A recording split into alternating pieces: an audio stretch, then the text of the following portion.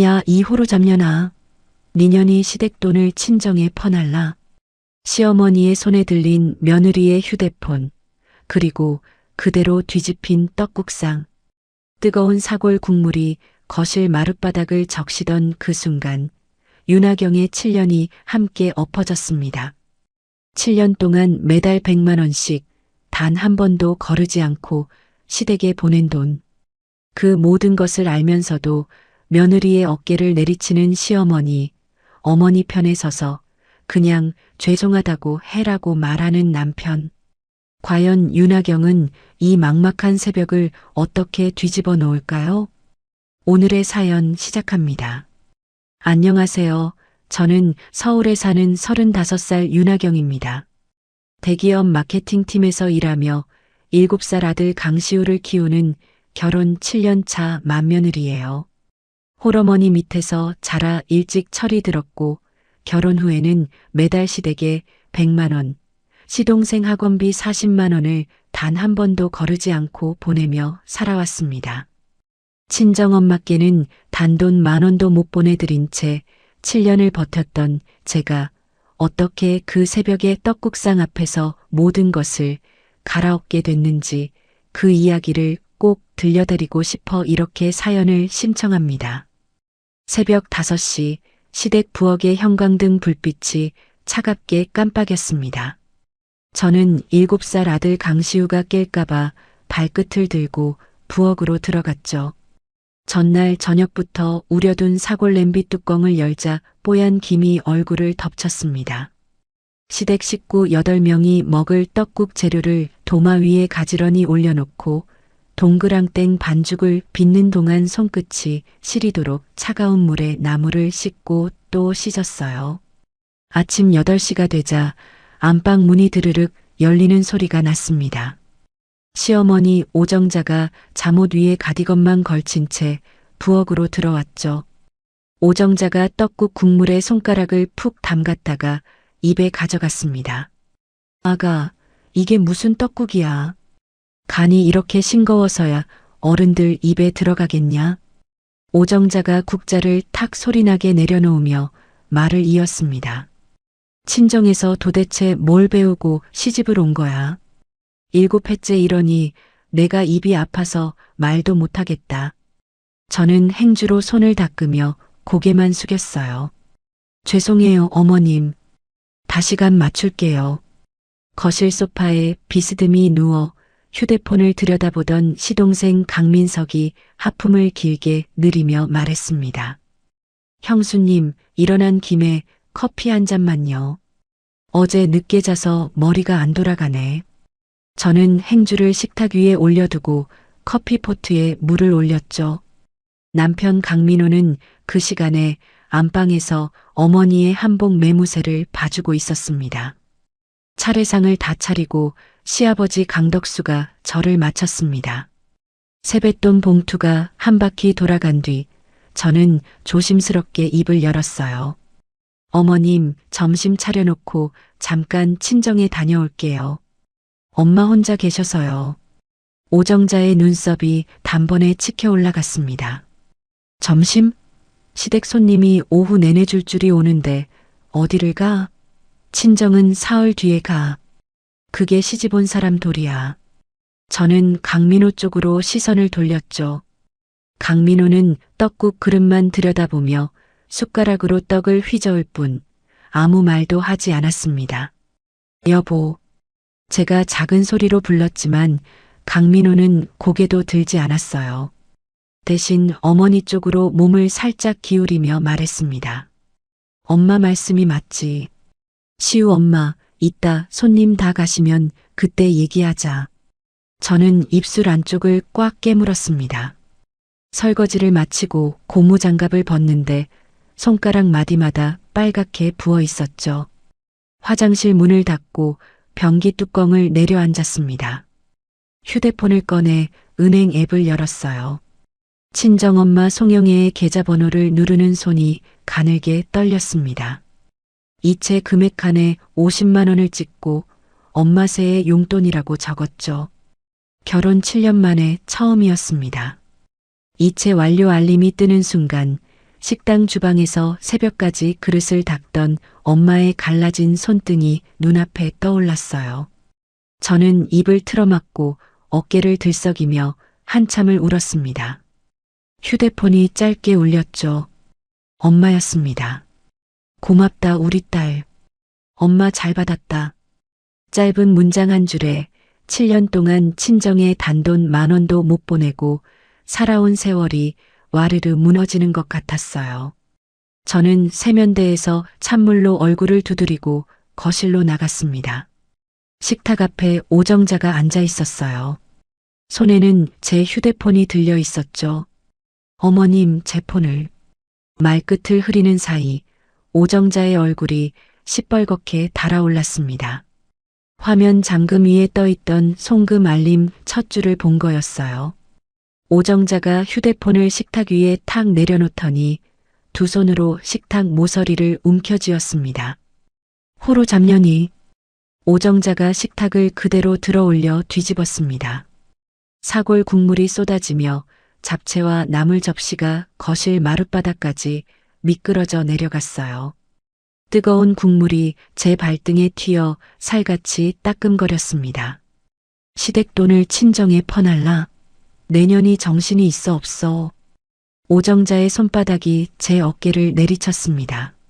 한 번, 두 번, 세 번째에는 머리채까지 잡혔어요. 저는 비명 한 번 지르지 못하고 그 자리에 굳어 서 있었죠.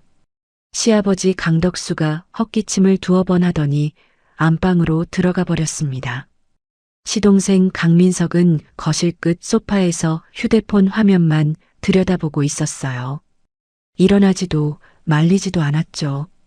여보, 제가 강민호를 불렀습니다. 강민호가 뒤늦게 다가와 어머니의 팔을 잡았어요. 엄마, 일단 진정하시고. 오정자가 강민호의 손을 뿌리쳤습니다. 민호, 너는 마누라 단속도 못해? 시집 온 년이 시댁 모르게 친정의 돈을 빼돌리는데 너는 뭐 했냐고. 강민호가 저를 향해 돌아섰습니다. 표정이 굳어 있었어요. 시우 엄마, 그냥 죄송하다고 해. 어머니 화 푸시게. 저는 강민호의 얼굴을 똑바로 쳐다봤죠. 내가 뭘 잘못했는데? 오늘 같은 날에 굳이 송금을 해서 일을 이렇게 키울 게 뭐가 있어. 그냥 며칠 뒤에 보내면 안 됐어? 저는 그 자리에서 숨이 턱 막혔습니다. 7년 동안 들어온 말 중에 가장 차가운 한마디였어요. 거실 안쪽 작은 방 문이 빼꼼히 열렸습니다. 잠에서 깬 시우가 잠옷 차림으로 거실을 내다보고 있었죠. 바닥에 쏟아진 떡국과 잡채, 그리고 머리채가 헝클어진 저를 본 시우의 얼굴이 새파랗게 질렸습니다. 엄마. 시우가 울먹이며 제 다리를 끌어안았어요. 저는 시우의 등을 한번 쓸어내리고 무릎을 꿇어 눈을 맞췄습니다. 시우야, 엄마랑 집에 가자.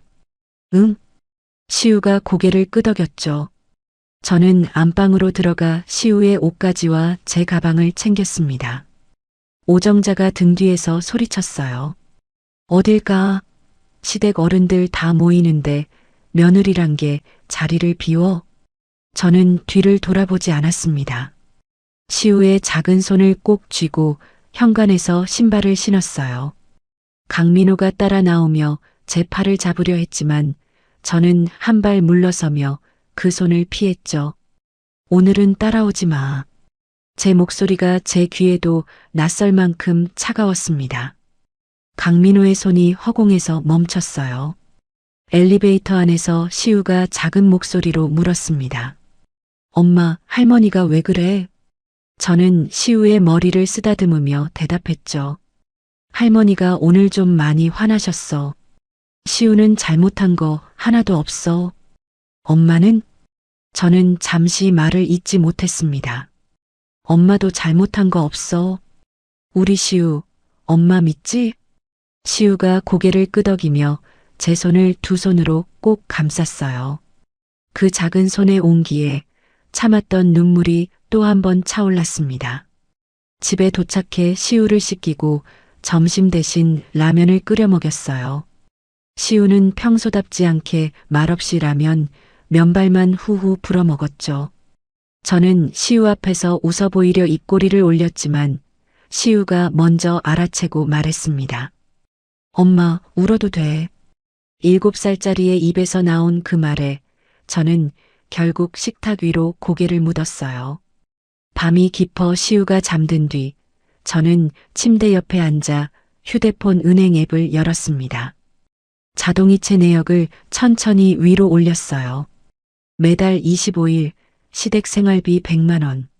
매달 5일 시동생 학원비 40만 원. 매달 15일 시댁 아파트 관리비. 숫자들이 끝없이 이어졌습니다. 7년 동안 한 번도 걸은 적이 없었죠. 새벽 1시가 지나고 2시가 가까워졌습니다. 강민호에게서 문자가 2통 와 있었어요. 어머니가 많이 놀라셔서 그러신 거야. 내일 일찍 들어갈 테니까 같이 본가 가자. 저는 답장을 쓰지 않았습니다. 대신 자동이체 목록에서 시댁생활비 항목을 손가락으로 꾹 눌렀어요. 해지하시겠습니까?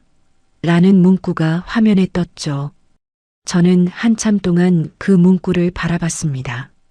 7년 동안 단 한 번도 눌러볼 생각조차 못한 버튼이었어요. 손가락 끝이 미세하게 떨렸지만 이상하게 입꼬리가 천천히 올라가는 게 느껴졌습니다. 거울 속에 제가 처음으로 낯설게 웃고 있었죠. 시우의 잠든 숨소리가 일정하게 들려왔습니다. 저는 휴대폰 화면을 어둡게 끄고 베개 옆에 가만히 내려놓았어요. 오늘 새벽 5시에 들어갔던 시댁 부엌과 지금 이 방의 공기는 완전히 다른 세상의 것처럼 느껴졌습니다. 설 연휴가 끝난 다음 날 저는 평소보다 1시간 일찍 집을 나섰습니다. 회사 근처 카페에 자리를 잡고 따뜻한 아메리카노 한 잔을 시켰죠. 창가 자리에 앉아 휴대폰 은행 앱을 열었습니다. 어젯밤 새벽에 손가락을 올리기만 하고 누르지 못했던 그 해지 버튼이 화면 위에 그대로 떠 있었어요. 저는 숨을 한번 깊게 들이마시고 손가락을 내렸습니다. 시댁 생활비 100만 원 해지 완료. 시동생 학원비 40만 원 해지 완료. 시댁 아파트 관리비 자동 납부 해지 완료. 화면이 차례로 바뀔 때마다 가슴 한쪽에 얹혀있던 무거운 돌덩이가 하나씩 떨어져 나가는 것 같았죠. 저는 각 화면을 캡처해 따로 폴더에 저장했습니다. 그 자리에서 노트북을 꺼내 7년치 가계부를 시간순으로 정리하기 시작했어요. 시댁에 들어간 돈을 항목별로 묶어 합산했죠. 생활비, 학원비, 명절비, 생신비, 가족카드 결제에까지 줄을 세우니 끝자리가 1억 2천만 원에 가까웠습니다. 저는 키보드 위에 올린 손을 한참 동안 움직이지 못했어요. 점심시간이 되자마자 저는 대학 동기 최선영에게 전화를 걸었습니다. 선영아, 나야. 시간 좀 낼 수 있어? 하경아, 목소리가 왜 그래? 무슨 일 있어? 어제 시댁에서 그냥 좀 만나서 얘기하자. 최선영이 잠시 침묵하다가 차분하게 말했어요. 오늘 저녁 7시에 사무실로 와. 다른 약속 다 미룰게. 저는 휴대폰을 손에 쥔 채 한참을 그대로 앉아 있었습니다. 오후 내내 일이 손에 잡히지 않았어요. 모니터 위로 글자가 흐릿하게 번져 보이다가도 자동이체를 끄는 화면을 떠올리면 묘하게 어깨에 힘이 들어갔죠. 퇴근 후 찾아간 최선영의 사무실은 조용했습니다. 책상 앞에 앉은 최선영이 안경을 고쳤으며 저를 맞았어요. 앉아. 차부터 한 잔 마시고 얘기하자. 저는 가방에서 USB 하나를 꺼내 책상 위에 올려놓았습니다. 여기에 다 들어있어. 7년치 통장 내역이랑 시어머니가 4명의 가족카드로 결제한 백화점 내역, 홈쇼핑 내역, 그리고 계모임 회비 결제된 것까지. 최선영이 USB를 노트북에 꽂고 파일을 하나씩 열었죠. 화면을 들여다보던 최선영의 입이 천천히 벌어졌습니다. 하경아, 너 이거 전부 모아둔 거야? 7년 동안? 그냥 가계부 쓰는 습관이 있었어. 이렇게 쓰일 줄은 몰랐는데. 최선영이 마우스를 멈추고 저를 바라봤어요. 솔직하게 말할게. 생활비로 보낸 돈 전액을 돌려받기는 어려워. 명목상 며느리가 시댁에 보낸 돈은 증여로 보거든. 그건 알아. 근데 가족카드 부분은 달라. 카드 발급할 때 어머님한테 약속받은 사용 범위가 있었지? 저는 고개를 끄덕였습니다. 식자재랑 병원비, 약값. 그 외에는 쓰지 않으시겠다고 하셨어. 그럼 그 범위를 벗어난 지출은 정리가 가능해. 골프장 결제, 개모임 회비, 본인 명품 가방 같은 건 따로 모아두면 돼. 최선영이 노트북을 돌려 제게 보여줬어요. 백화점 명품관, 골프장, 호텔 뷔페, 여행사 결제 내역이 줄지어 떠 있었죠. 저는 그 숫자들을 보며 천천히 숨을 골랐습니다. 선영아, 나 결심했어. 뭘? 이혼까지 안 가더라도 일단 다 정리할 거야. 더는 못 살아. 최선영이 제 손등 위에 손을 얹었어요. 잘 생각했어. 천천히 가자. 내가 옆에 있을게. 사무실을 나오자마자 저는 카드사 앱을 열었습니다. 시어머니 명의로 발급해드린 가족카드 2장. 한 장씩 정지 버튼을 눌렀죠. 손가락 끝이 가볍게 떨렸지만 어제 새벽보다는 훨씬 단단해진 손이었어요. 집으로 돌아가는 길에 친정에 들러 시우를 데리고 나왔습니다. 엄마 송영애는 시우의 외투를 입혀주며 제 얼굴을 살피셨죠. 하경아, 너 얼굴이 반쪽이 됐어. 어디 아픈 거 아니지? 엄마, 나 괜찮아. 진짜 괜찮아. 저는 엄마의 손을 잠시 잡았다가 놓았습니다. 오늘은 더 말할 기운이 없었어요. 집에 도착해 시우를 재우고 저는 도어록 앞에 섰습니다. 새 비밀번호를 2번, 3번 다시 눌러 확인했죠. 강민호에게만 따로 문자를 보냈습니다. 비밀번호 바꿨어. 새 번호는 817이야. 어머님께는 알리지 마. 답장은 오지 않았어요. 같은 시각 시댁에서는 다른 풍경이 펼쳐지고 있었죠. 나중에 강민석에게서 들은 이야기였습니다. 시어머니 오정자가 그날 오후 백화점 화장품 매장에 들렀다고 했어요. 평소 쓰던 크림 세트를 계산대에 올리고 가족카드를 내밀었는데 점원이 단말기를 2번 다시 긁더니 난처한 얼굴로 말했답니다. 고객님, 카드가 정지되어 있는데요. 한도 초과로 뜨네요. 무슨 소리야? 이 카드가 왜 정지가 돼? 오정자가 카드를 빼앗듯 가져가 다시 내밀었지만 결과는 같았다고 합니다. 매장 안 손님들의 시선이 한꺼번에 쏠렸고 오정자는 그 자리에서 강민호에게 전화를 걸었어요. 민호야, 시우 엄마 인연이 카드를 막아놨다. 당장 단속해. 어디 시어미 카드를 며느리가 멋대로 끊어. 매장 입구까지 들리는 고함이었답니다. 그날 밤 11시 우리 집 초인종이 길게 울렸습니다. 인터폰 화면에 오정자의 얼굴이 떴어요.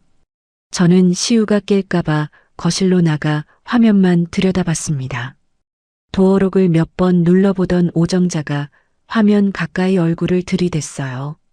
시우 엄마, 문 열어. 너 인연 시어미 카드를 어떻게 막아?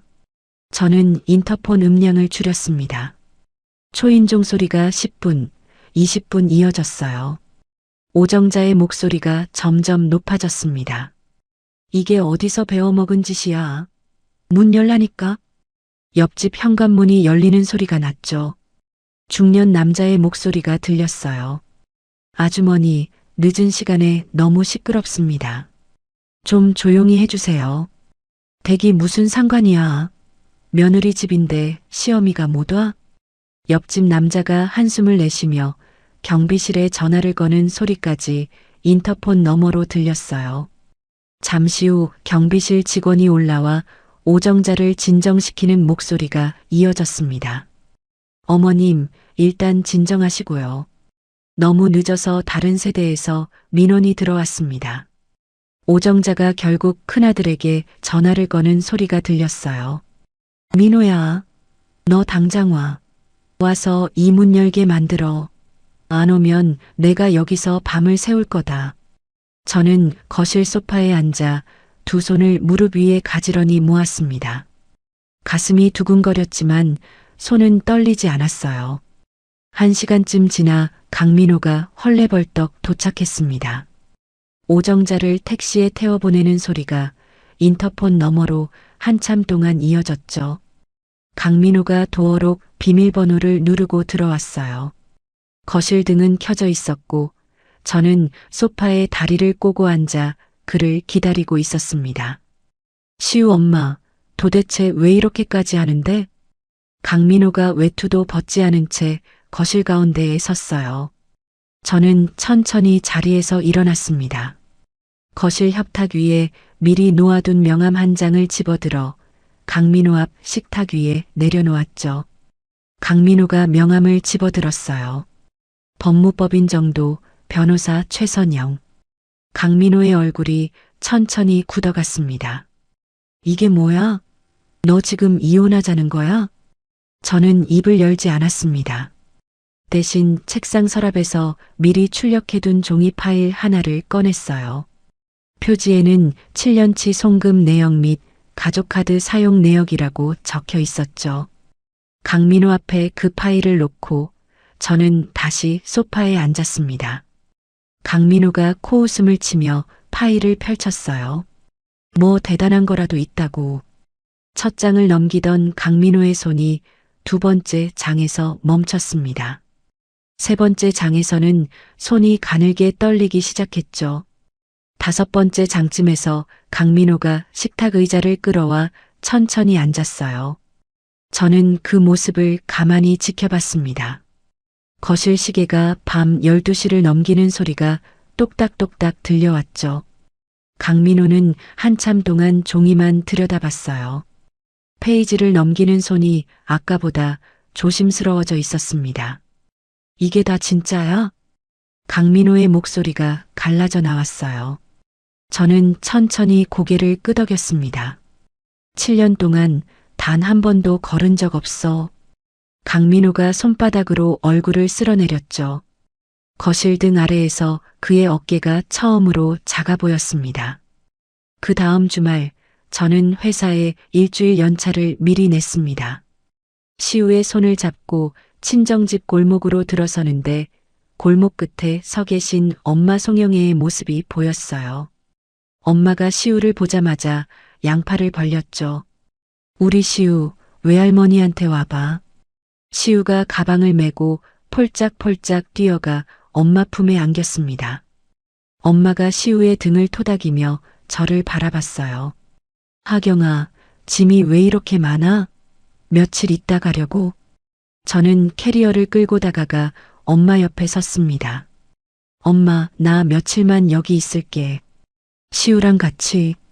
엄마가 잠시 제 얼굴을 살피더니 더 묻지 않으셨죠. 대신 시우의 손을 한 손으로 잡고 다른 손으로 제 캐리어 손잡이를 가져가셨어요. 춥다, 어서 들어가자.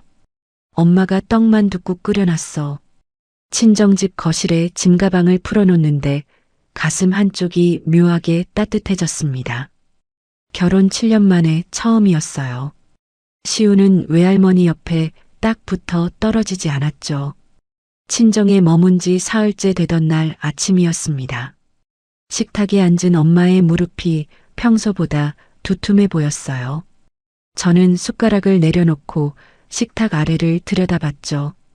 엄마, 무릎이 왜 이래? 부었네. 엄마가 얼른 치맛자락을 끌어내리며 웃으셨습니다. 별거 아니야. 식당에서 오래 서 있어서 그래. 좀 있으면 가라앉아. 엄마, 일어나봐. 한번 걸어봐. 하경아, 밥 먹자. 식어. 저는 자리에서 일어나 엄마 쪽으로 갔습니다. 엄마의 손을 잡고 거실 쪽으로 천천히 부축했어요. 엄마가 한 걸음 떼는데 미세하게 얼굴을 찡그리시는 게 보였죠. 엄마, 언제부터 이랬어? 솔직히 말해봐. 엄마가 한참 동안 입을 다물고 계셨습니다. 저는 엄마 옆에 무릎을 꿇고 앉아 엄마의 손을 두 손으로 감쌌어요. 엄마 말 안 해주면 나 진짜 서운해. 엄마가 천천히 입을 여셨죠. 한 1년 좀 넘었다. 약 먹으면 견딜만 해서. 저는 그 자리에서 숨이 턱 막혔습니다. 1년? 엄마, 1년이 넘었다고? 하경아, 너한테 부담 주기 싫었어. 너도 시댁에서 힘든 거 다 아는데. 엄마의 눈가가 붉어졌어요. 저는 엄마의 거친 손등을 한참 동안 쓰다듬다가 자리에서 일어났습니다. 엄마, 오늘 병원 가자. 옷 입어. 하경아, 오늘은 됐어. 다음에. 엄마 안 돼. 오늘 가. 저는 엄마의 외투를 꺼내 들었습니다. 엄마가 어쩔 수 없다는 듯 옷을 받아 입으셨죠. 시우는 옆집 아줌마께 잠시 부탁드리고 엄마와 함께 동네 정형외과로 향했어요. 엑스레이 사진을 들여다본 의사가 안경을 고쳤으며 말했습니다. 어머님, 이거 진작 오셨어야 했어요. 양쪽 무릎 연골이 거의 닳았습니다. 큰 병원에서 정밀 검사 받으셔야 해요. 저는 진료 의뢰서를 받아 가방에 넣었습니다. 엄마가 진료실을 나오며 저를 보고 어색하게 웃으셨어요. 하경아, 별일 아닐 거야. 너무 걱정 마. 저는 대답 대신 엄마의 손을 꼭 잡았죠. 그 손이 얼마나 거칠고 가는지 처음 만져보는 사람처럼 새삼스러웠습니다. 일주일 뒤 대학병원 진료실 앞 의자에 엄마와 나란히 앉았어요. 이름이 호명되어 진료실로 들어가니 백발의 의사가 모니터를 들여다보며 말했습니다. 양쪽 무릎 다 인공관절 수술 받으셔야겠습니다. 더 미루시면 걷는 것도 힘들어지세요. 수술이요? 엄마가 손을 내저으며 저를 돌아보셨어요. 하경아, 엄마 수술까지는 안 해도 돼. 약 먹으면서 견디면. 엄마. 저는 엄마의 말을 끊었습니다. 선생님, 비용이 얼마나 나올까요? 의사가 모니터를 가리키며 말했죠. 보험 적용되면 양쪽 합쳐서 본인 부담이 한 500만 원 정도 됩니다. 한 달 뒤에 수술 잡을 수 있을까요? 가능합니다. 예약 잡아드릴게요. 엄마가 제 팔을 잡으셨어요. 하경아, 500만 원이면 큰 돈인데 엄마가 어떻게 그걸? 엄마, 나한테 그 정도는 있어. 걱정 마. 저는 그 자리에서 보증금을 결제하고 수술 일정을 잡았습니다. 엄마는 진료실을 나오는 내내 말이 없으셨어요. 친정으로 돌아온 그날 저녁 엄마가 안방으로 들어가시더니 한참 만에 나오셨습니다. 손에는 색이 바랜 통장 하나가 들려 있었어요. 하경아, 이게 뭐야? 엄마가 통장을 식탁 위에 가만히 놓으셨죠. 표지에 손글씨로 우리 딸 어려울 때라고 적혀 있었습니다. 저는 통장을 천천히 펼쳤어요. 매달 10만 원씩 7년 동안 한 번도 거른 적 없는 입금 내역이 줄줄이 이어졌습니다. 끝자리는 1200만 원이었어요. 엄마, 이게 네가 시집간 다음 달부터 모았어. 혹시라도 시댁에서 힘들어서 친정으로 돌아오는 날이 오면 쓰라고. 저는 통장을 쥔 손을 무릎 위에 내려놓았습니다. 엄마, 식당에서 그 돈 벌어서 어떻게 이걸 모았어? 매달 월급 받으면 10만 원만 먼저 떼어놨어. 그게 뭐 그렇게 어려운 일이라고. 엄마가 제 옆에 앉아 거친 손으로 제 등을 천천히 쓸어주셨어요. 저는 엄마의 무릎 위로 고개를 묻었습니다. 7년 동안 시댁 어른들 앞에서, 남편 앞에서, 회사에서 단 한 번도 흘리지 못했던 눈물이 그날 밤 그 식탁에서 다 쏟아졌어요. 엄마는 아무 말 없이 제 머리만 쓸어주셨죠. 같은 시각, 시댁에서는 다른 일들이 벌어지고 있었습니다. 나중에 강민호가 풀이 죽은 목소리로 들려준 이야기였어요. 자동이체가 끊긴 지 열흘이 지나자 시댁 우편함에 미납 안내문이 쌓이기 시작했답니다. 관리비, 인터넷, 정수기 렌탈비. 시어머니 오정자가 매일같이 강민호에게 전화를 걸어 닥달했다고 했어요. 민호야, 이번 달만 좀 어떻게 해봐라. 관리비 독촉장 또 왔다. 강민호가 결국 본인 월급에서 60만 원을 어머니께 송금했다고 합니다. 오정자가 입금 알림을 보자마자 다시 전화를 걸었답니다. 민호야, 왜 60이야? 시우 엄마는 100을 보냈는데. 엄마, 나 카드값도 있고 시우 학원비도 있고 60이 최선이야. 시우 엄마는 도대체 어디서 뭘 하고 있는 거야? 시집온 며느리가 시어미를 이렇게 굶기는 게 어디 있어. 강민호가 그날 처음으로 어머니의 전화를 도중에 끊었답니다. 휴대폰을 책상 위에 뒤집어 놓고 한참을 그대로 앉아 있었다고 했어요. 시동생 강민석은 그 무렵 매달 받던 학원비가 끊긴 걸 알고 본가로 달려갔답니다. 엄마, 형수가 학원비 안 보냈어. 어떻게 좀 해봐. 민석아, 너도 좀 알아서 살면 안 되겠니? 엄마가 지금 너까지 챙길 형편이 아니야. 오정자가 처음으로 작은 아들에게 그렇게 말했다고 했어요. 강민석은 그날 본가 현관문을 쾅 닫고 나갔답니다. 친정에 머문 지 닷새째 되던 날 저녁이었습니다. 휴대폰이 울렸어요. 강민호였죠. 시우 엄마, 나 지금 처가 골목 끝에 와 있어. 잠깐만 얼굴 보자. 저는 거실에서 시우와 그림책을 보고 계신 엄마 쪽을 한번 돌아봤습니다. 엄마, 나 친구 잠깐 만나고 올게. 이 시간에? 어두운데 조심해. 저는 외투를 걸치고 골목으로 나갔어요. 가로등 아래 강민호의 차가 서 있었습니다. 저는 차에 타지 않고 골목 끝 작은 카페로 먼저 걸어갔죠. 강민호가 뒤따라 들어와 제 맞은편에 앉았어요. 7년을 함께 산 사람의 얼굴이 그날 밤 카페 조명 아래에서는 묘하게 낯설어 보였습니다. 카페 창밖으로 작은 눈발이 흩날리던 그 밤 이후로 일주일이 지났습니다. 저는 친정에서 회사로 출퇴근하며 엄마 송영애의 수술 준비를 하나씩 챙기고 있었어요. 토요일 오전 시동생 강민석이 본가로 들이닥쳤다는 소식을 강민호가 전해왔습니다.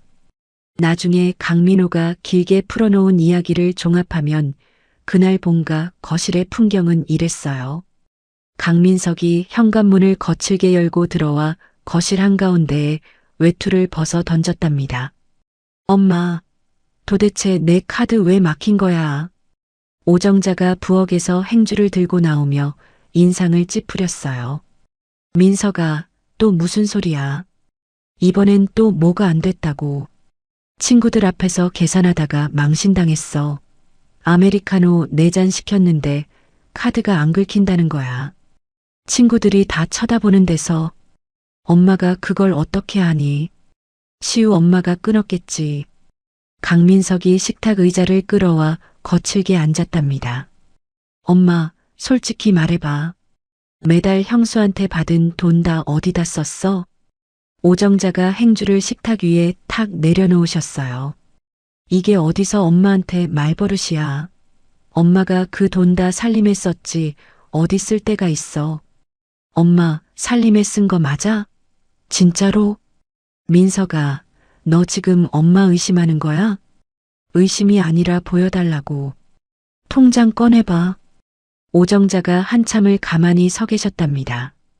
강민석이 한 번 더 다그쳤어요. 엄마, 진짜 떳떳하면 보여달라고. 오정자가 안방으로 들어가셨다가 한참 만에 통장 하나를 들고 나오셨답니다. 식탁 위에 통장을 던지듯 올려놓으셨어요. 봐봐. 엄마가 뭘 그렇게 잘못했다고. 강민석이 통장을 펼쳤습니다. 페이지를 한 장씩 넘기던 강민석의 손이 점점 느려졌어요. 계모임 회비, 동창회 골프장 결제, 그리고 여행 적금이라는 이름의 자동이체.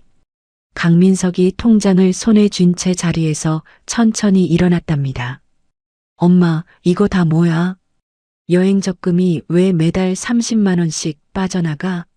엄마 여행 다닌 적 있어? 민석아, 그건 엄마가 노후에 쓰려고. 형수 돈으로, 형수가 보낸 돈으로 엄마 노후 적금을 들었다고? 강민석이 휴대폰을 꺼내 그 자리에서 형에게 전화를 걸었어요. 형 지금 어디야? 본가로 와. 엄마가 형수 돈으로 뭐 했는지 형이 와서 직접 봐야 해. 같은 날 오후 강민호가 본가에 도착했답니다. 식탁 위에 펼쳐진 어머니의 통장을 한 장 한 장 휴대폰으로 사진을 찍었어요. 오정자는 그 옆에서 안절부절 못하며 같은 말만 되풀이하셨답니다. 민호야, 엄마가 그 돈 다 쓴 거 아니야. 일부는 모아둔 거고 일부는. 엄마. 강민호가 사진을 다 찍고 휴대폰을 식탁 위에 내려놓았어요. 엄마, 시우 엄마가 매달 보낸 돈이 정말 시댁 살림에 쓰인 거 맞아? 오정자가 처음으로 큰아들 앞에서 말문이 막히셨답니다. 입을 몇 번 열었다 닫았다 하다가 결국 식탁 의자에 그대로 주저앉으셨어요. 거실 소파에 앉아 신문을 보고 계시던 시아버지 강덕수가 그제야 신문을 내려놓으셨답니다. 여보, 이게 다 무슨 소리야? 큰 며느리 돈으로 당신이 골프를 다녔다고? 아니, 그게 내가 지금까지 당신이 알뜰살뜰 모아둔 돈으로 우리가 사는 줄 알았어. 큰 며느리가 매달 100만 원씩 보내준 돈이라고? 그 돈으로 내가 동창회 다니고 골프장 다녔다는 거야? 강덕수가 거실 소파에 그대로 앉으신 채 한참 동안 말을 잇지 못하셨답니다. 강민호가 어머니 쪽으로 다시 몸을 돌렸어요. 엄마, 솔직히 말해봐. 7년 동안 시우 엄마한테 받은 돈 정확히 어디에 얼마나 썼는지. 민호야, 엄마가. 오정자가 손으로 얼굴을 가리셨답니다. 강민호는 그 모습을 한참 동안 가만히 지켜보다가 통장을 그대로 가방에 넣고 본가를 나왔어요. 같은 시각 저는 변호사 친구 최선영의 사무실에 있었습니다. 책상 위에는 시어머니가 가족카드로 결제한 내역이 항목별로 분류되어 쌓여 있었어요. 하경아, 일단 식자재랑 병원비 빼고 나머지만 추렸어. 백화점 명품관, 골프장, 호텔, 계모임 회비, 동창회비, 여행 적금까지. 얼마야? 최선영이 노트북 화면을 제 쪽으로 돌렸습니다. 7년 동안 약 2,500만 원. 이건 가족카드 사용 용도를 명백히 벗어난 거야. 저는 그 숫자를 한참 동안 들여다봤어요. 선영아, 이거 돌려받을 수 있어?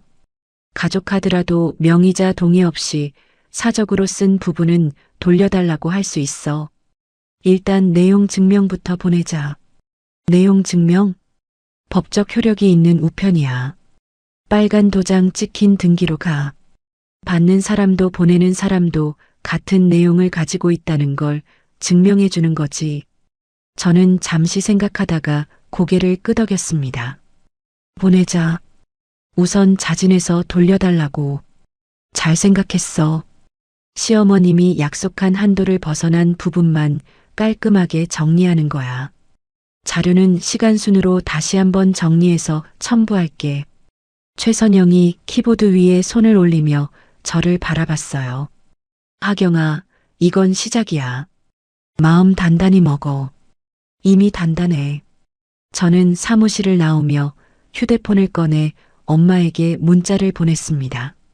엄마, 오늘은 좀 늦을 것 같아. 시우 먼저 재워줘. 엄마의 답장은 늘 그렇듯 짧았어요. 걱정 말고 조심해서 와. 다음 날 오전 시댁 현관문 앞에 등기 우편이 도착했답니다. 빨간 도장이 두툼하게 찍힌 봉투를 받아든 오정자가 그 자리에서 다리에 힘이 풀려 주저앉으셨다고 했어요. 한참 동안 봉투를 뜯지 못하셨답니다. 뒤늦게 본가에 들른 강민호가 어머니 손에서 봉투를 받아 직접 뜯었습니다. 서류를 한 줄씩 읽어내려가던 강민호가 천천히 고개를 들었어요. 엄마, 2,500만 원이야. 엄마가 시우 엄마한테 갚아야 할 돈이. 민호야, 엄마는 그렇게 많이 안 썼다. 분명히 살림에도.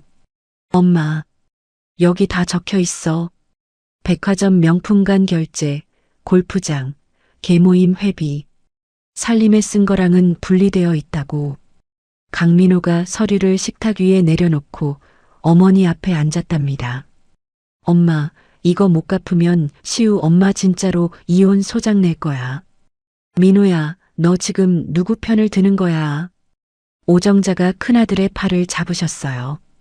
엄마, 나 누구 편 드는 거 아니야. 이건 잘잘못의 문제야. 엄마가 잘못한 거잖아. 강민호가 처음으로 어머니의 손을 가만히 떼어 놓았답니다. 오정자가 그 자리에서 울먹이셨어요. 민호야, 엄마가 그동안 큰 며느리 덕에 좀 편하게 산 건 맞아. 근데 그렇다고 며느리가 시어미한테 이렇게까지. 엄마, 그만해. 강민호가 자리에서 일어났답니다. 엄마, 시우 엄마가 한 게 아니야. 엄마가 만든 거야.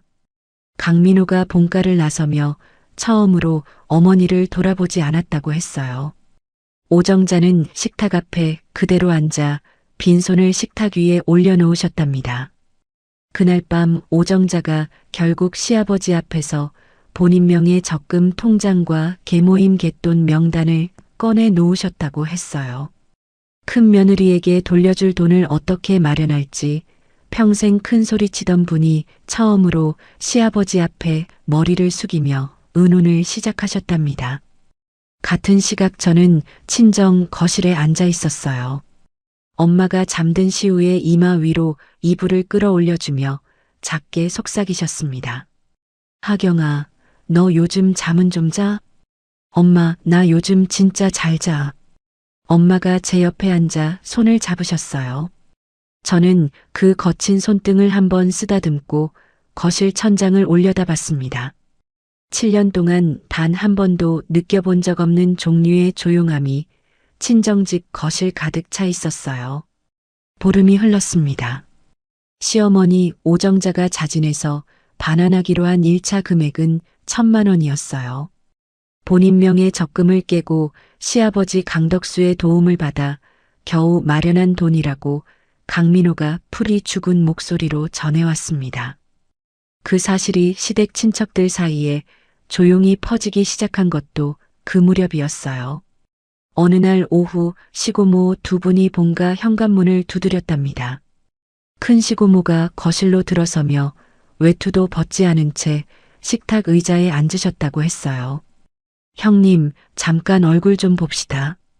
오정자가 식탁 맞은편에 앉으며 어색하게 웃으셨답니다. 어서 와요, 동서들. 차 한 잔 줄까? 작은 시고모가 손을 내저으셨어요. 차는 됐고요. 형님, 동네에 도는 얘기가 있어서 왔어요. 무슨 얘기? 큰 며느리 돈으로 골프 다니고 명품 사고 했다는 얘기. 그게 사실이에요? 오정자의 얼굴이 천천히 굳어가셨답니다. 동서들, 그건 그런 게 아니라. 형님, 큰 시고모가 식탁을 손바닥으로 가볍게 치셨어요. 우리가 명절마다 형님 편들어서 큰 며느리 다그쳤잖아요. 며느리 돌이 운운하면서요.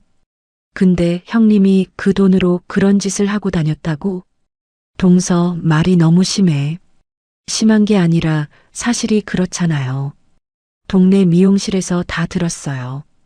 형님 계모임 회비도 큰 며느리 카드로 결제됐다고. 오정자가 입을 몇 번 열었다 닫으셨답니다. 변명이 떠오르지 않았던 거였어요. 작은 시고모가 한숨을 길게 내쉬며 말씀하셨답니다. 형님, 우리 친정 식구들 모인 단톡방에서 형님 빠지셔야겠어요. 형님 얼굴 봐서 우리도 더는 못 보겠어요. 오정자가 그 말에 거실 한쪽 구석으로 시선을 떨구셨답니다. 시고모 두 분이 자리에서 일어나 외투를 여미며 현관 쪽으로 향하셨어요. 큰 시고모가 신발을 신으며 한 번 더 돌아보셨다고 했습니다. 형님, 큰 며느리한테 빌어요. 무릎 꿇고라도 빌어요. 그게 사람 도리예요. 현관문이 닫히는 소리에 오정자가 식탁 위로 고개를 푹 숙이셨답니다. 같은 시기 시동생 강민석에게도 변화가 있었어요.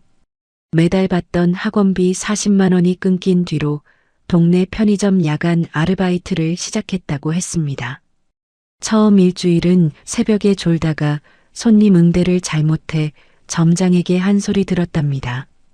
33이 되어서야 처음으로 본인 손으로 번 돈으로 휴대폰 요금을 결제하던 날 강민석이 본가에 들러 어머니께 말했다고 했어요. 엄마, 나 이제 학원 그만뒀어. 민석아, 자격증은 어쩌고. 인터넷 강의로 혼자 할 거야. 그리고 엄마, 이제 나도 알아서 살게. 형수한테 더는 손 안 벌릴 거야. 오정자가 그 자리에서 작은 아들을 한참 동안 바라보셨답니다. 강민석이 어머니의 시선을 피하지 않고 한마디 덧붙였어요. 엄마, 형수가 끊어준 거 잘했어. 안 끊었으면 나 평생 이러고 살았을 거야. 오정자는 그날 밤 거실 소파에 혼자 앉아 한참을 우셨다고 강민호가 전해왔습니다. 같은 시기 친정엄마 송영애의 수술 일정이 다가왔어요. 저는 회사에 일주일 병간호 휴가를 신청했습니다.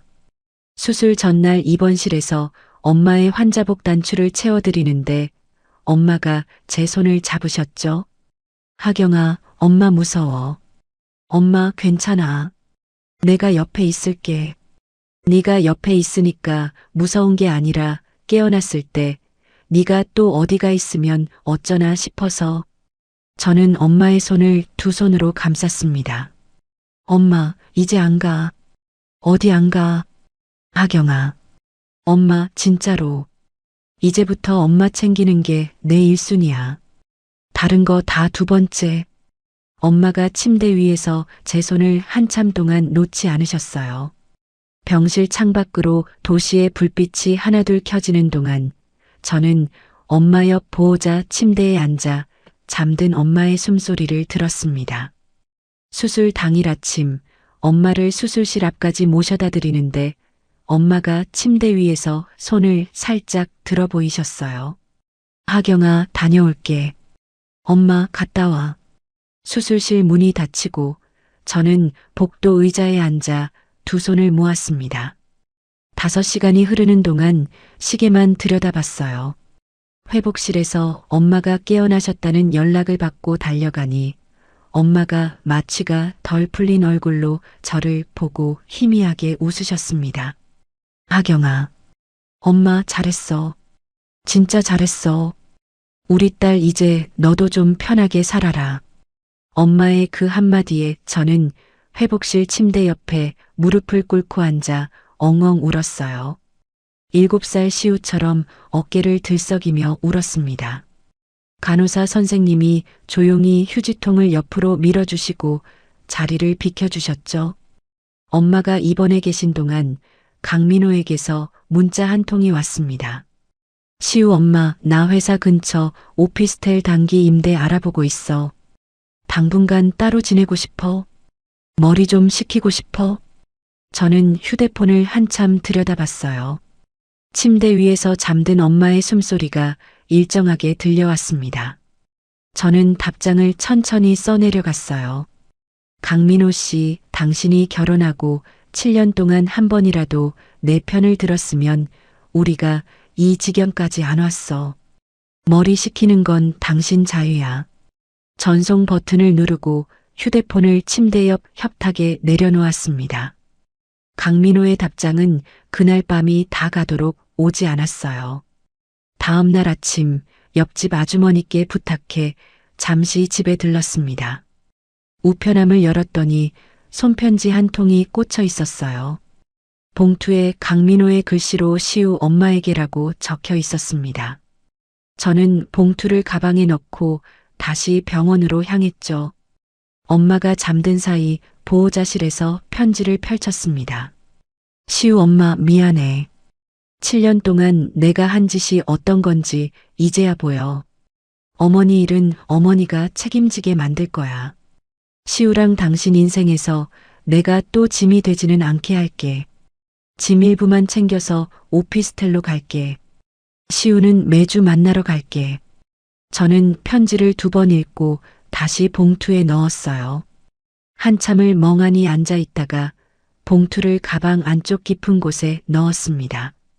엄마가 태어나던 날 저는 휠체어를 직접 밀고 병원 정문을 나섰어요. 시우가 외할머니 옆에서 폴짝폴짝 뛰며 외쳤습니다.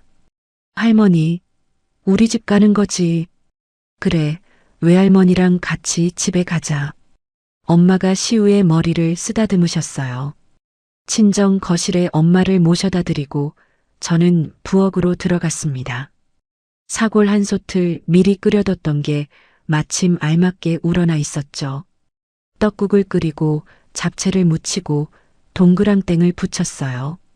설날 새벽 시댁 부엌에서 7사람 몫으로 끓이던 그 떡국과 친정 부엌에서 3사람 몫으로 끓이는 떡국은 완전히 다른 음식 같았습니다. 식탁 앞에 엄마와 시우를 앉히고 떡국 그릇을 천천히 내려놓았어요. 시우가 숟가락을 들고 외할머니 그릇 위에 떡을 먼저 후후 불었습니다.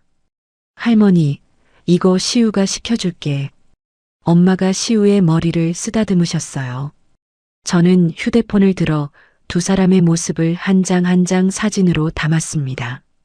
저녁 무렵 휴대폰이 짧게 울렸어요. 시어머니 오정자였습니다. 시우 엄마 한 번만 만나줘. 어미가 잘못했다. 얼굴 보고 얘기 좀 하자. 저는 그 문자를 한참 들여다봤습니다. 손가락이 답장 칸 위에서 잠시 머물렀어요. 저는 변호사 최선영의 연락처를 캡처해서 그대로 답장에 붙였습니다. 그 아래에 한 줄만 덧붙였어요. 앞으로 모든 연락은 이 번호로 부탁드려요. 전송 버튼을 누르고 휴대폰을 식탁 위에 엎어 놓았습니다. 거실 창밖으로 노을이 천천히 내려앉고 있었어요. 밤이 깊어 시우가 잠든 뒤 저는 거실 창가에 앉아 휴대폰을 열었습니다. 가족 단톡방 목록을 펼쳤어요. 시댁 친척 단톡방, 시어머니가 만든 가족 사진방, 시동생이 만든 명절 알림방. 저는 차례로 나가기 버튼을 눌렀습니다. 1방, 2방, 3방. 7년 동안 새벽이고 밤이고 울려대던 알림이 그날 밤 거실에서 한꺼번에 사라졌어요. 처음으로 휴대폰 화면이 조용해진 거실의 정막이 묘하게 따뜻하게 느껴졌습니다. 한 달이 흘렀습니다. 저는 변호사 최선영과 마주 앉아 협의 이혼 합의서 초안을 한 줄씩 검토하고 있었어요. 사무실 창밖으로 봄 기운이 살짝 묻은 바람이 불어오던 오후였습니다. 하경아, 강민호 씨가 이번 주 안에 답을 준다고 했어. 본인 적금 1,500만 원 해지해서 어머니 반환금에 보태겠다고. 저는 합의서 위에서 잠시 시선을 멈췄어요. 선영아, 그 사람은 왜 그렇게까지 하는 거야? 본인이 책임지고 싶은 부분이 있나 봐. 어쨌든 어머니가 자식 명의로 한 일이니까. 그래서 내 마음이 바뀔 거라고 생각하는 건가? 최선영이 펜을 책상 위에 내려놓고 저를 똑바로 바라봤죠. 바뀌어? 저는 천천히 고개를 저었습니다. 아니, 안 바뀌어. 최선영이 다시 펜을 들어 합의서 위에 표시를 했어요. 그럼 됐어. 이건 이거고 합의는 합의대로 가는 거야. 같은 주 시아버지 강덕수가 우리 집을 찾아오셨습니다. 인터폰 화면에 시아버지 얼굴이 떴을 때 저는 한참을 망설였어요. 시아버지가 도어록 앞에 그대로 서 계셨죠. 5분, 10분, 20분이 지나도 자리를 뜨지 않으셨습니다. 저는 결국 인터폰 버튼을 눌렀어요. 아버님, 들어오세요. 문이 열리자 시아버지가 2손을 모은 채 천천히 거실로 들어오셨습니다. 머리가 한 달 사이에 부쩍 희끗해져 보였어요. 저는 식탁 의자를 꺼내드리고 차 한 잔을 우려 내려놓았죠. 아가, 차 줘서 고맙다. 시아버지가 찻잔을 두 손으로 감싸주셨습니다. 아가, 내가 못난 가장이었다. 저는 맞은편 의자에 앉아 시아버지의 손을 가만히 바라봤어요. 평생 내 시어미가 살림 잘 꾸려서 우리가 사는 줄 알았다. 큰 며느리가 매달 100만 원씩 보내준 돈으로 내가 골프 다니고 동창 만나러 다닌 줄은 꿈에도 몰랐어. 시아버지의 목소리가 점점 가라앉으셨어요. 내가 가장으로 집안을 똑바로 봤으면 아가가 이런 짐을 질 일이 없었을 텐데. 그게 다 내 잘못이다. 저는 잠시 입을 다물고 찻잔만 들여다봤습니다. 아버님, 응? 아버님은 잘못하신 거 없어요. 모르신 거잖아요. 아니야, 아가. 모른 것도 잘못이야. 가장이라는 자리는 그런 자리야. 시아버지가 가방에서 서류 봉투 하나를 꺼내 식탁 위에 올려놓으셨어요. 이거 내 퇴직금에서 1,000만 원 따로 떼어왔다. 큰 며느리한테 진 빚 일부라도 갚을게. 저는 봉투를 손으로 가볍게 밀어드렸습니다. 아버님, 이건 받아라, 아가. 안 받으면 내가 사람 도리를 못하는 거다. 시아버지의 눈가가 붉어지셨어요. 저는 잠시 망설이다가 봉투를 손에 쥐었습니다. 고맙습니다, 아버님. 시아버지가 자리에서 일어나며 한 번 더 고개를 숙이셨답니다. 현관까지 배웅하는데 시아버지가 시우의 방 쪽을 한 번 돌아보셨어요. 시우는 잘 지내지? 네, 잘 지내요. 가끔 영상통화는 해도 되겠냐? 아버님이 원하시면요. 시아버지가 그 자리에서 두 손을 모으셨어요. 고맙다, 아가.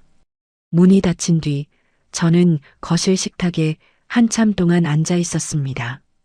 시아버지가 두고 가신 봉투 위에 손을 얹고 천장을 한참 올려다봤어요.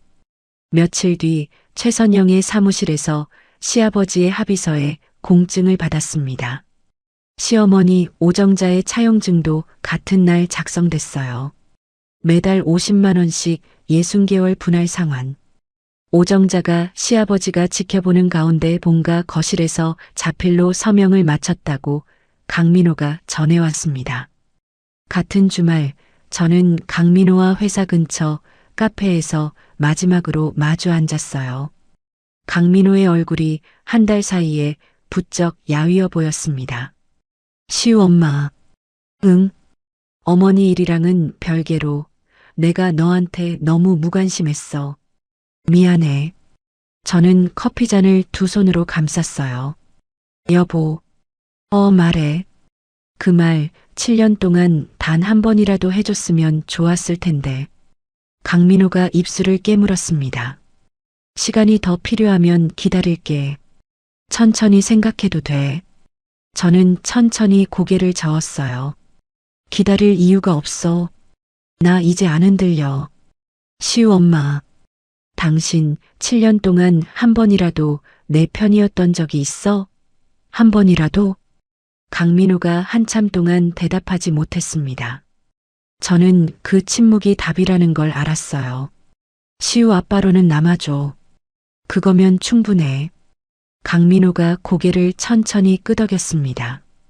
카페 창밖으로 햇살이 길게 들어오는 오후였어요. 같은 무렵 시댁동네 계모임에서는 시어머니 오정자가 자연스럽게 밀려나기 시작했답니다. 평소 자랑처럼 떠벌리던 큰며느리 이야기를 더 이상 꺼낼 수 없게 되자 한동안 외출조차 하지 않으셨다고 했어요. 시아버지와도 사실상 따로 지내기 시작하셨고 본가 거실에는 두 사람 사이에 긴 침묵이 흘렀답니다. 어느 날 저녁 우리 집 우편함에 작은 화분 하나가 놓여 있었어요. 손편지 한 통이 같이 꽂혀 있었습니다. 시동생 강민석의 글씨였어요. 형수님, 편의점에서 받은 첫 월급으로 보냅니다. 그동안 형수님께 너무 당연하게 받아왔습니다. 정말 죄송합니다. 늦었지만 이제부터라도 사람답게 살아보겠습니다. 저는 화분을 거실 창가에 올려놓았어요. 작은 다육이 화분이었습니다. 삐뚤빼뚤한 손글씨가 묘하게 마음 한쪽을 두드렸죠. 회사에서는 봄 정기 인사가 발표됐어요. 부장 승진 명단에 제 이름이 가장 위에 적혀 있었습니다. 회의실에서 동료들의 박수를 받는데 후배 김유진이 양손을 들고 손뼉을 가장 크게 쳤어요. 부장님, 진짜 축하드려요. 부장님이 우리 팀 최연소 부장이세요. 고마워, 유진아. 부장님, 요즘 진짜 빛이 나세요. 옆에서 보는 저도 기분이 좋아요. 저는 그 말에 웃었습니다. 사내 메신저로 가장 먼저 도착한 축하 메시지는 최선영의 것이었어요. 부장님 윤하경, 진심으로 축하해. 저녁은 내가 살게. 저는 짧게 답장을 보냈죠. 엄마랑 시우랑 같이 먹자. 우리 집으로 와. 그날 저녁 친정엄마 송영애의 식탁 앞에서 부장 승진 소식을 전했어요. 엄마가 숟가락을 내려놓고 두 손을 마주 잡으셨습니다. 우리 딸이 부장이 됐어? 엄마, 응. 부장 됐어. 하경아, 엄마는 진짜로 자랑스러워. 우리 딸이 자랑스러워. 엄마가 같은 말을 몇 번이나 되풀이하셨어요. 시우가 식탁 옆에서 손뼉을 치며 외쳤습니다. 우리 엄마 최고. 우리 엄마 최고. 저는 시우를 끌어안고 한참 동안 등을 두드려줬어요. 엄마가 그 모습을 보며 식탁 끄트머리에서 눈가를 닦으셨습니다. 밤이 깊어 시우가 잠들고 엄마도 안방에 누우신 뒤였어요. 저는 책상 앞에 앉아 외장하드를 꺼냈습니다. 새 폴더를 하나 만들고 이름을 적었어요. 7년의 정리. 그 안에 7년치 송금 내역, 가족카드 사용 내역, 변호사 합의서, 시어머니가 보낸 사과 문자 캡처, 시아버지의 자필 서명 합의서, 시동생의 손편지 사진까지 차례로 옮겨 담았습니다. 저장이 끝났다는 안내창이 화면에 떴어요. 저는 외장하드를 책상 서랍 깊은 곳에 넣고 천천히 일어났습니다. 거실 창문을 살짝 열어 바깥 공기를 들이마셨어요. 봄밤의 공기가 차갑지도 따뜻하지도 않게 거실 안으로 흘러들었습니다. 침대에 누워 이불을 끌어올리는데 베개에 머리가 닿자마자 눈꺼풀이 무거워졌어요. 오랜만에 약 한 알 없이 잠이 쏟아지는 밤이었습니다. 7살 시우의 작은 숨소리가 옆방에서 일정하게 들려왔고 거실 창가의 다육이 화분 위로 달빛이 옅게 내려앉았어요. 2달이 흘렀습니다. 계좌에 입금 알림이 차례로 떴어요. 시어머니 오정자의 1차 반환금 1,000만 원, 시아버지 강덕수의 퇴직금에서 입금된 1,000만 원, 강민호의 적금 해지금 1,500만 원. 저는 3번의 입금 알림을 한 장씩 캡처해 외장하드 안에 옮겨 담았습니다. 그리고 그 돈을 모두 따로 통장으로 옮겼어요. 은행 앱에서 통장 이름을 새로 입력하는 칸 위에서 한참을 망설였습니다. 손가락이 키보드 위에서 잠시 멈췄다가 천천히 글자를 눌렀어요. 엄마 노후 자금. 엔터 버튼을 누르고 통장 목록을 한 번 더 들여다봤죠. 7글자가 화면 위에서 묘하게 든든하게 빛났습니다. 같은 주 변호사 최선영의 사무실에서 마지막 서류 작업이 있었어요. 하경아, 남은 금액은 어머니가 매달 50만 원씩 60개월 분할이야. 약속 어기면 바로 강제 집행 들어갈 수 있게 공증이랑 차용증 다 받아뒀어. 고마워, 선영아. 이건 끝이 아니라 시작이야. 60개월 동안 매달 들어오는지 확인해야 해. 저는 서류 봉투를 가방에 넣으며 고개를 끄덕였습니다. 사무실을 나오는 길에 최선영이 제 어깨를 살짝 두드려줬어요. 하경아, 너 진짜 잘 버텼다. 저는 잠시 멈춰서서 최선영을 돌아봤습니다. 선영아, 네가 없었으면 나 못했어. 내가 한 거 아니야. 네가 한 거야. 나는 옆에서 도장만 찍은 거고. 최선영이 웃으며 손을 흔들고 사무실 안으로 다시 들어갔어요. 다음 날 강민호와 가정법원에 함께 갔습니다. 협의 이혼 의사 확인 신청서를 접수하는데 강민호가 펜을 들고 한참을 망설였어요. 강민호 씨 사인해. 시우 엄마 진짜 마지막으로 묻는데 정말 이게 답이야? 응, 답이야. 강민호가 입술을 한번 깨물고 서명을 마쳤습니다. 시우의 양육권은 제가 가져오기로 했고 면접교섭은 매주 토요일로 정했어요. 큰 다툼 없이 절차가 진행됐죠. 자녀가 있는 경우 3개월의 숙려 기간을 거쳐야 한다는 안내를 받았습니다. 법원을 나서며 강민호가 걸음을 잠시 멈췄어요. 시우 엄마. 응. 시우, 매주 토요일에 잘 데려다 줄게. 약속할게. 강민호 씨, 그건 약속 안 해도 돼. 당연한 거야. 그래도 약속할게. 저는 잠시 강민호를 바라봤습니다. 7년을 함께 산 사람의 얼굴이 이제는 그저 시우의 아빠로 보였어요. 미운 마음도 그리운 마음도 아닌 묘한 거리감이 그 자리에 있었습니다. 숙려 기간 동안 강민호는 매주 토요일마다 우리 집 1층 로비까지 왔어요. 시우가 아빠를 만나러 내려가는 동안 저는 거실 창가에 서서 두 사람이 손을 잡고 걸어가는 모습을 내려다봤습니다. 강민호가 시우의 가방을 받아 어깨에 매는 모습이 어색하면서도 다정해 보였어요. 어느 토요일 저녁 시우를 데리고 돌아온 강민호가 로비에서 인터폰을 눌렀습니다. 시우 엄마, 잠깐만 시간 돼? 무슨 일이야? 오늘 시우가 놀이공원에서 그림을 하나 그렸는데 그게. 저는 1층 로비로 내려갔어요. 강민호가 시우의 그림 한 장을 손에 들고 있었습니다. 크레파스로 그린 그림 속에는 세 사람이 손을 잡고 있었어요. 가운데 시우, 한쪽에 엄마, 한쪽에 외할머니. 시우가 그림을 가리키며 말했죠. 엄마, 우리 가족이야. 저는 그림을 받아들고 한참을 들여다봤습니다. 강민호가 그 모습을 가만히 지켜보다가 천천히 입을 열었어요. 시우 엄마, 잘 키워줘. 잘 키울게. 강민호가 시우의 머리를 한번 쓰다듬고 돌아섰습니다.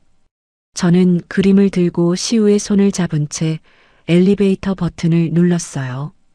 같은 시기 시댁에서는 시어머니 오정자와 시아버지 강덕수가 사실상 따로 지내기 시작하셨답니다. 강덕수가 시골 본가로 거처를 옮기셨고 오정자는 도시 아파트에 혼자 남으셨다고 강민호가 전해왔어요. 처음으로 본인 끼니를 본인이 챙겨야 하는 처지가 되신 오정자가 어느 날 강민호에게 전화를 거셨답니다. 민호야, 엄마 김치찌개 어떻게 끓이는 거니? 엄마, 인터넷 찾아봐. 영상 많아. 엄마는 그런 거 모른다. 엄마, 이제 배우셔야지. 강민호가 처음으로 어머니의 전화를 짧게 끊었다고 했어요. 오정자가 그 뒤로 한참 동안 큰아들에게 전화를 걸지 않으셨답니다. 시동생 강민석은 편의점 아르바이트와 병행해 구급 공무원 시험 준비를 시작했어요. 33세 나이에 처음으로 인터넷 강의를 직접 결제했답니다. 어느 날 저녁 우리 집 앞으로 짧은 안부 문자가 한 통 도착했어요. 형수님 잘 지내시죠? 시우는 잘 크고 있나요? 저는 요즘 도서관 다니면서 공부하고 있습니다. 저는 그 문자에 짧게 답장을 보냈습니다. 네, 잘 지내요. 시우도 잘 커요. 공부 열심히 하세요. 같은 시기 저는 친정엄마 시우와 함께 살새 아파트를 알아보기 시작했어요. 회사와 엄마 재활병원, 시우 학교가 모두 가까운 동네로 좁혀 매물을 찾아다녔습니다. 부동산 사장님이 방 3칸짜리 아파트 한 곳을 보여주셨어요. 거실 창으로 한낮에 햇살이 가득 들어오고 안방 옆 작은 방이 엄마 방으로 꼭 알맞은 크기였습니다. 엄마와 함께 그 집을 보러 갔던 날, 엄마가 거실 한가운데에 서서 한참 동안 창밖을 바라보셨어요. 하경아, 여기 햇볕이 참 좋다. 엄마 마음에 들어? 마음에 들어. 진짜 마음에 들어. 저는 그 자리에서 계약을 결정했습니다. 계약하던 날 부동산 사무실에서 엄마가 가방을 무릎 위에 올려놓고 한참을 망설이셨어요. 가방에서 봉투 하나를 꺼내 책상 위에 천천히 내려놓으셨습니다. 하경아, 이거 엄마 적금 깬 거. 같이 넣자. 엄마 안 그래도 돼. 내가 다 낼게. 하경아, 엄마도 보태고 싶어? 엄마 이름도 들어가게 해줘. 저는 잠시 엄마의 얼굴을 바라봤어요. 부동산 사장님이 옆에서 조용히 웃으셨습니다. 따님, 어머님이 저렇게 말씀하실 때 받아들이는 게 효도예요. 저는 봉투를 받아들고 계약서에 모녀 공동 명의로 이름을 올렸어요. 엄마가 계약서 위에 본인 이름 송영의 세 글자를 한자 한자 또박또박 적으셨습니다. 글씨가 끝나는 순간 엄마의 눈가가 또 한 번 붉어지셨어요. 하경아, 엄마가 살아서 딸이랑 같이 사는 집에 엄마 이름이 올라갈 줄은 몰랐다. 엄마, 이제 시작이야. 앞으로 더 좋은 일 많을 거야. 엄마가 제 손을 두 손으로 꼭 잡으셨어요.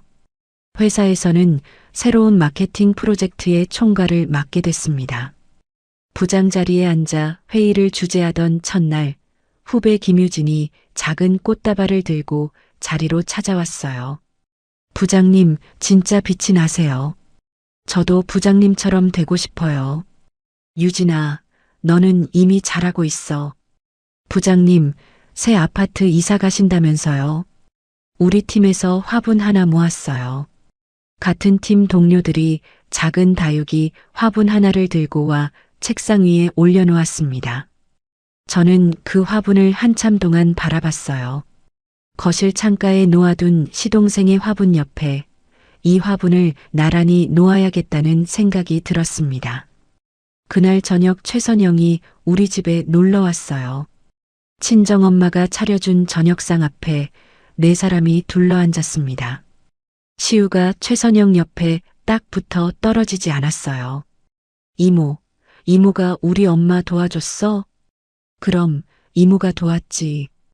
이모, 진짜 고마워. 7살 아이의 그 한마디에 최선영이 잠시 숟가락을 내려놓고 시우의 머리를 쓰다듬었습니다.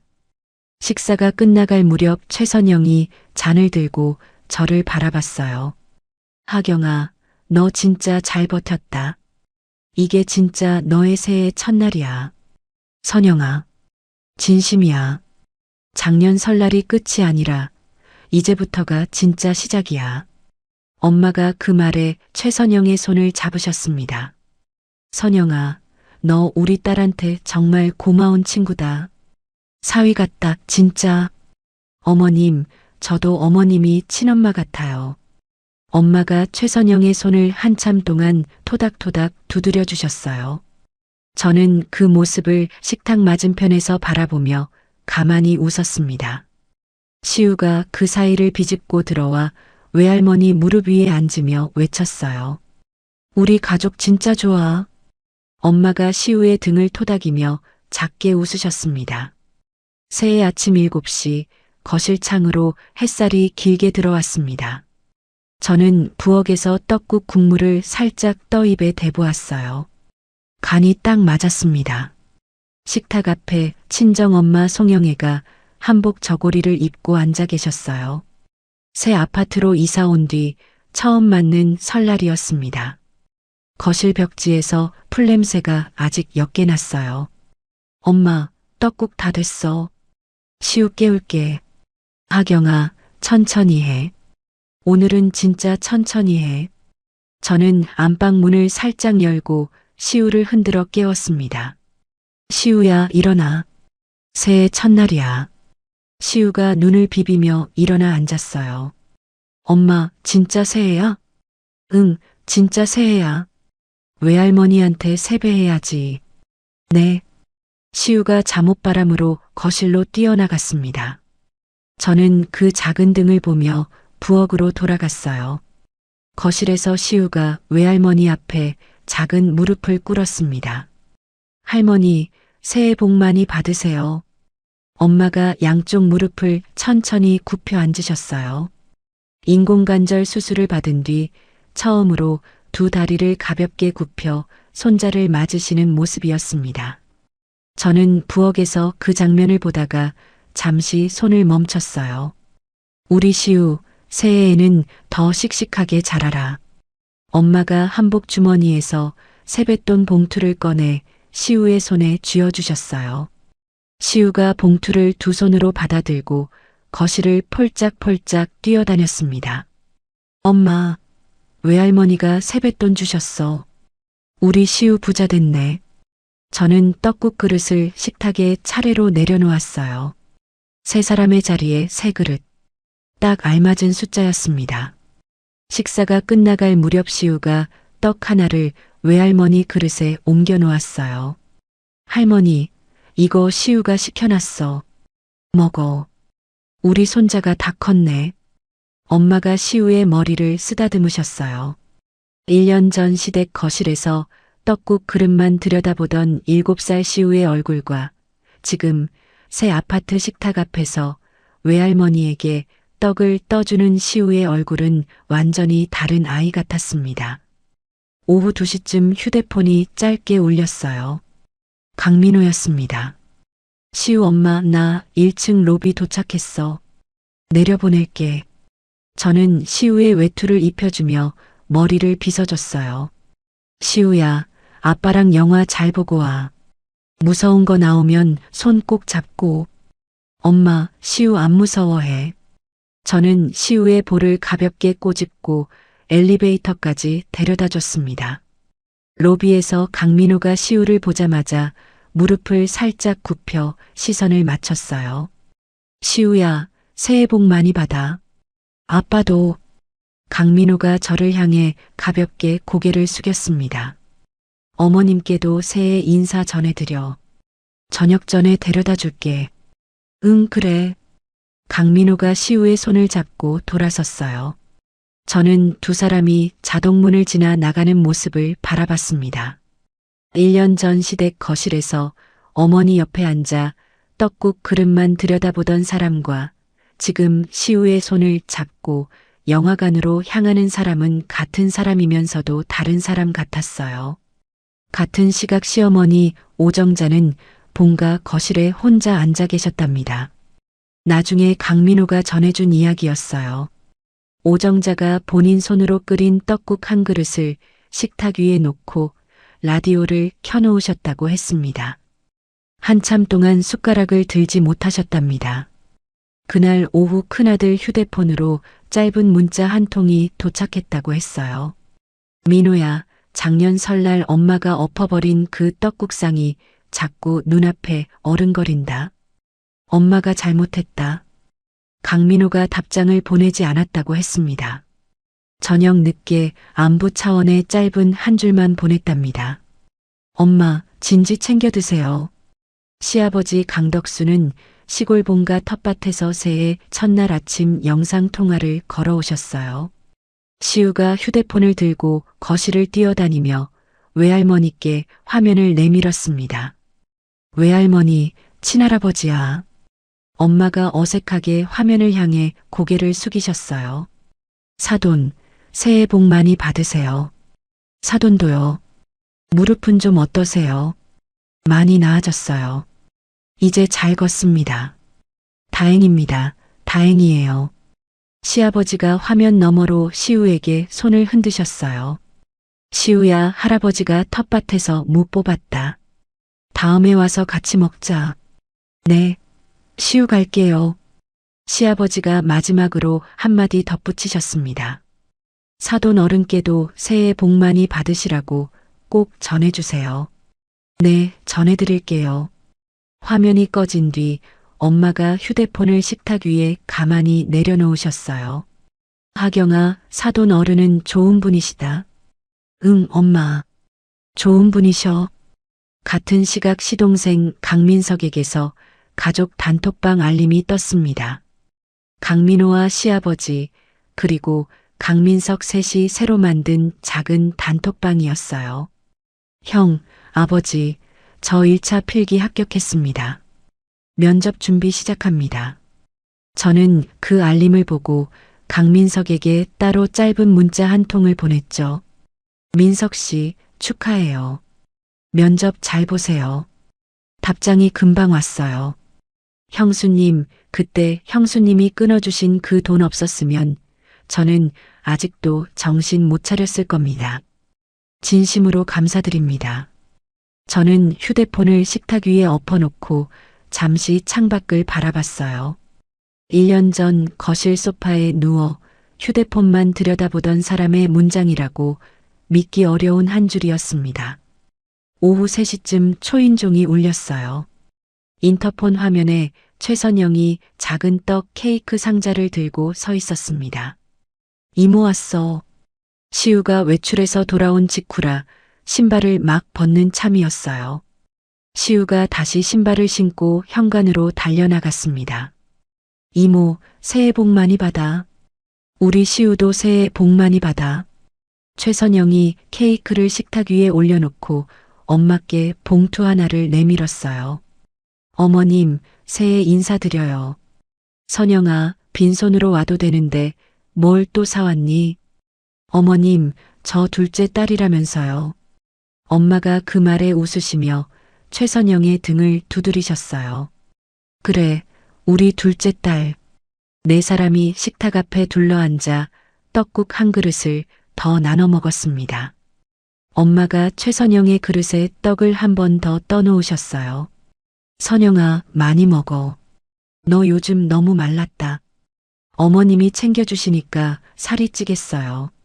그래, 자주 와. 저는 그 모습을 식탁 끝에서 바라봤어요.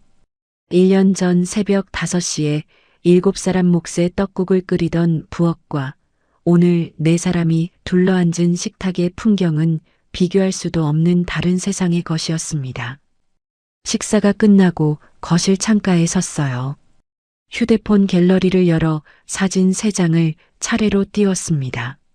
1년 전 시댁 거실 마룻바닥에 쏟아진 사골 국물 사진, 변호사 사무실에서 합의서에 서명하던 날 책상 위에 놓인 펜 사진, 그리고 오늘 아침 식탁 앞에 셋이 둘러앉아 찍은 사진.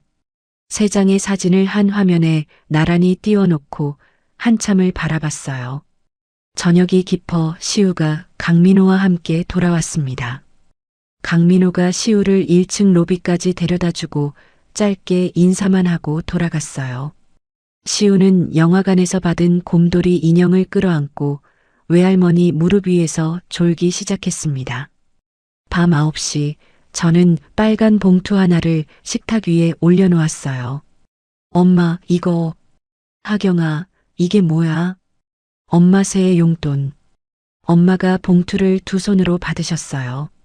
1년 전 설날 처음으로 50만 원을 송금하던 그 떨림이 떠올랐습니다. 지금은 매달 정해진 날짜에 엄마 통장으로 들어가는 생활비가 따로 있었어요. 이 봉투는 그것과 별개로 드리는 새해 선물이었습니다. 엄마가 봉투 안을 살짝 들여다보시더니 한참을 말없이 앉아 계셨어요. 엄마, 왜 그래? 하경아, 엄마가 진짜로 너한테 받기만 한다.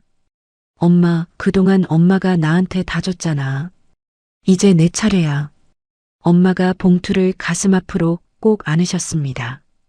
우리 딸이 효도하는 딸이 됐다. 엄마는 처음부터 효도 받을 자격 있었어. 내가 늦었지. 엄마가 제 손을 잡고 한참을 토닥이셨어요. 시우를 안방에 눕히고 이불을 끌어올려줬습니다. 시우의 이마를 한번 쓸어주고 거실로 나왔어요. 거실 창문 너머로 새해 첫날의 밤하늘이 깊게 펼쳐져 있었습니다. 문득 1년 전 시댁 거실에서 떡국 그릇이 식탁재 뒤집히던 그 순간이 떠올랐어요. 뜨거운 사골 국물이 발등으로 튀던 그 감각도 머리채를 잡힌 채 굳어 서 있던 그 시간도, 변기 위에서 입을 틀어막고 울던 그 새벽도 또렷이 기억났습니다. 그 모든 순간이 사실은 제 인생을 처음으로 다시 시작하게 만든 가장 고마운 순간들이었어요. 시어머니 오정자가 그 떡국상을 엎어버리지 않았다면 저는 여전히 새벽 5시에 7사람 몫의 떡국을 끓이고 있었을 겁니다. 엄마의 무릎 통증을 1년 더 모르고 살았을 거고, 엄마가 우리 딸 어려울 때 통장을 끝내 못 보여주신 채 떠나셨을지도 몰랐어요. 거실 창가에 놓인 다육이 화분 2개 위로 달빛이 옅게 내려앉았습니다. 시동생이 보낸 화분과 회사 동료들이 모아준 화분이 나란히 놓여 있었어요. 저는 그 옆에 빨간 봉투에서 꺼낸 엄마의 새해 카드를 세워두고 거실 등을 껐습니다. 안방으로 들어가 시우 옆에 누웠어요. 시우의 작은 손이 잠결에 제 손을 더듬어 잡았습니다. 저는 그 손을 마주 잡고 천천히 눈을 감았어요. 7살 아이의 숨소리와 옆방에서 들려오는 엄마의 잔잔한 숨소리가 새 아파트의 거실을 가득 채웠습니다. 새해 첫날 밤이 그렇게 깊어갔어요. 여기까지 제 이야기를 들어주셔서 진심으로 감사합니다. 1년 전 그 새벽 시댁 거실에 엎어진 떡국상 앞에서 머리채를 잡힌 채 굳어있던 저는 오늘 이 자리에 이렇게 설 수 있을 거라고는 정말 상상도 못했어요. 혹시 지금 이 영상을 보시면서 7년 전에 저처럼 새벽마다 남의 집 부엌에서 울고 계신 분이 있다면, 친정에 단돈 10,000원 보내는 것조차 죄짓는 기분으로 살고 계신 분이 있다면 참지 말고 나쁜 생각하지 말고 저랑 죽기 살기로 같이 살아봐요. 당신이 흘린 7년의 눈물은 그 누구도 알아주지 않더라고요. 딱 한 번만 용기를 내보세요. 그 떡국상이 엎어지던 순간이 제 인생을 살린 것처럼 여러분에게도 분명히 다시 시작할 수 있는 날이 옵니다. 오늘 하루도 버텨내신 모든 분들 진심으로 응원합니다. 긴 이야기 들어주셔서 고맙습니다.